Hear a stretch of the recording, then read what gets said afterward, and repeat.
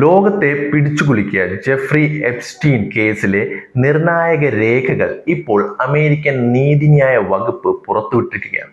കഴിഞ്ഞ വർഷം പാസ്സായ നിയമത്തിന്റെ അടിസ്ഥാനത്തിൽ 30 ലക്ഷം പേജുകൾ വരുന്ന 1 ലക്ഷത്തോളം ഫോട്ടോസ് ഉള്ള 2000-ഓളം വീഡിയോസ് ഉള്ള രേഖകളാണ് ഈ കഴിഞ്ഞ 30-ന് പൊതുജനങ്ങൾക്ക് ലഭിച്ചിരിക്കുന്നത്. ഈ രേഖകളിൽ അമേരിക്കൻ പ്രസിഡന്റ് ഡൊണാൾഡ് ട്രംപിനെതിരെ അതീവ ഗുരുതരമായ ആരോപണങ്ങളാണ് ഉള്ളത്. ആരാണ് ജെഫ്രി എപ്സ്റ്റീൻ?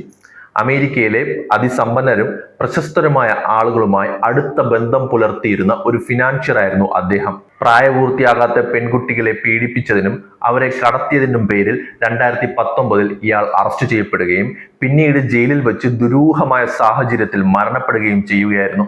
ഇയാൾ മരണപ്പെട്ടതിനു ശേഷം ആരൊക്കെയാണ് ഈ മാഫിയയിൽ ഉള്ളത് എന്ന ചോദ്യം ഉയർന്നിരുന്നു. അതിന് ഉത്തരമാണ് എപ്സ്റ്റീൻ ഫയൽസ് എന്ന് പറയുന്ന ഈ വലിയ രേഖകൾ. ഈ രേഖകളിൽ അമേരിക്കൻ പ്രസിഡന്റ് ട്രംപിനെതിരെയാണ് ഏറ്റവും കൂടുതൽ ഞെട്ടിക്കുന്ന വിവരങ്ങൾ ഉള്ളത്.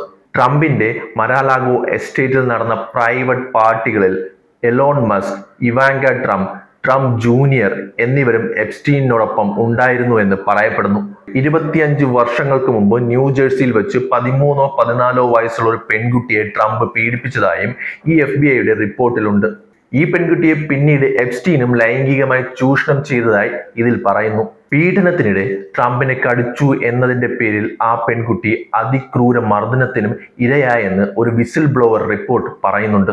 ഈ റിപ്പോർട്ട് പുറത്തുവിട്ടുവെങ്കിലും അവിടുത്തെ ഡെപ്യൂട്ടി അറ്റോർണി ജനറൽ പറയുന്ന കുറച്ച് കാര്യങ്ങളുണ്ട്. ഇവ വെറും റിപ്പോർട്ടുകളോ ഫോൺ കോളുകളുടെ സംഗ്രഹങ്ങളോ ആണ്. ഇതൊന്നും കോടതിയിൽ തെളിയിക്കപ്പെട്ടിട്ടില്ല. ഞങ്ങൾ ആരെയും രക്ഷിക്കാൻ ശ്രമം നടത്തുന്നില്ല എന്നും അദ്ദേഹം കൂട്ടിച്ചേർത്തു. വൈറ്റ് ഹൗസോ നീതിന്യായ വകുപ്പോ ഇതുവരെയും ഇതിൽ യാതൊരു പ്രതികരണവും ഔദ്യോഗികമായി നടത്തിയിട്ടുമില്ല. ഈ രേഖകളുടെ വ്യാപ്തി പരിശോധിച്ചാൽ നാളെ മറ്റു പല ലോക നേതാക്കളുടെയും പ്രമുഖരുടെയും പേരുകൾ പുറത്തു വരാനുള്ള സാധ്യതയുമുണ്ട്. ഡൊണാൾഡ് ട്രംപിനെതിരെയുള്ള ആരോപണങ്ങൾ എപ്സ്റ്റീൻ ഫയൽസ് ആദ്യമായി പുറത്തു വന്ന സമയത്തും ഉണ്ടായിരുന്നു എന്നത് മറ്റൊരു വസ്തുതയാണ്. ലോകം കൊണ്ട ഏറ്റവും വലിയ ലൈംഗിക കുറ്റകൃത്യങ്ങളുടെ ആഴം എത്രത്തോളമാണെന്ന് ഈ രേഖകൾ നമ്മളെ ബോധ്യപ്പെടുത്തുന്നുണ്ട്. ഇതെല്ലാം വ്യക്തമായി പുറത്തു വരണമെങ്കിൽ കൃത്യമായ അന്വേഷണം തന്നെ നടക്കണം.